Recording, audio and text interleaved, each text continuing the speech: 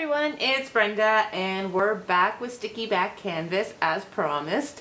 So today I'm going to show you a technique. My last video showed you an overview of the actual product, sticky back canvas, but now I'm going to start with the techniques.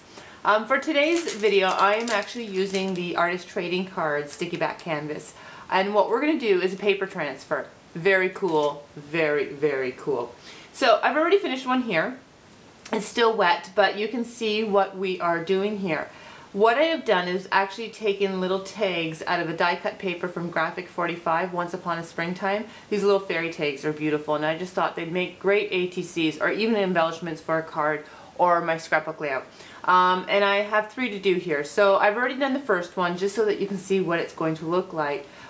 Very simple to do, and let's get going then. Alright, so what we're going to start with is the sticky back canvas, the ATC size. And what we're going to do is flip it over, and we are going to take the paper lining off. Easier said than done. Just take it right off. So you're going to lay that down, and I'm working on my craft mat. Lay it down so the sticky side is face up.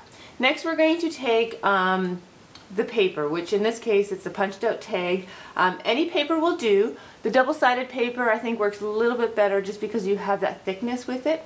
But you're going to choose whichever pattern you want. We're using the little fairy tag. What you have to do now is you're going to apply that face down. So the side that you want the transfer to transfer onto the canvas is the side that you want down. So you're going to push that right onto that sticky side of the canvas. Alright, once you have it down, you need to take something to really burnish it on. I'm just using my bone folder, and you really want to push to make sure that's good and stuck. You could use an old credit card, some kind of scraper, as long as you get it burnished on there very well. Okay, that's that. The next thing we're going to do is I'm using a mini mister, and all there is in there is water.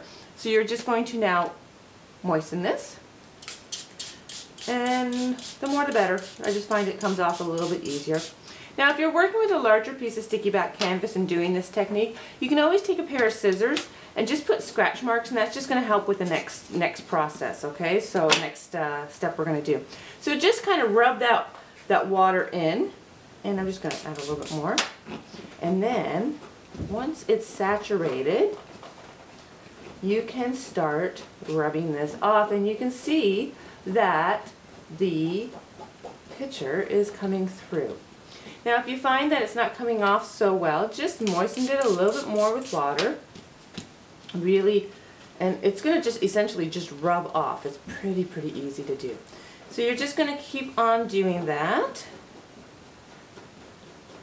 The nice look is that if it doesn't get all transferred, you get that nice distressed, worn look, which is kind of cool. Alright, so you got most of that white stuff off.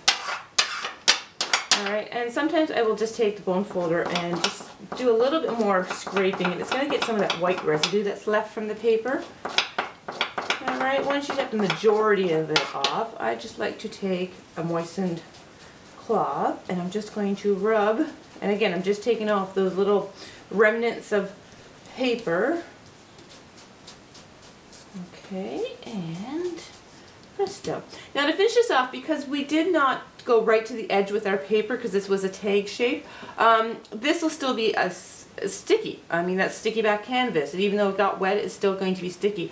So what I'm going to do is just to set this all is I'm just using Claudine Helma's Studio Multimedia. I'm using the matte. You can use the glossy as well, and all you're going to do is put a big glob in there and just rub it in like face cream.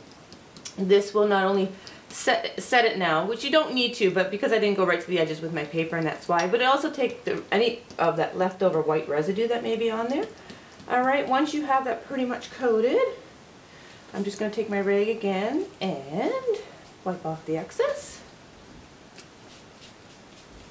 And you have some canvas tags. Alright, so that's one way you can use sticky back canvas. Until next time.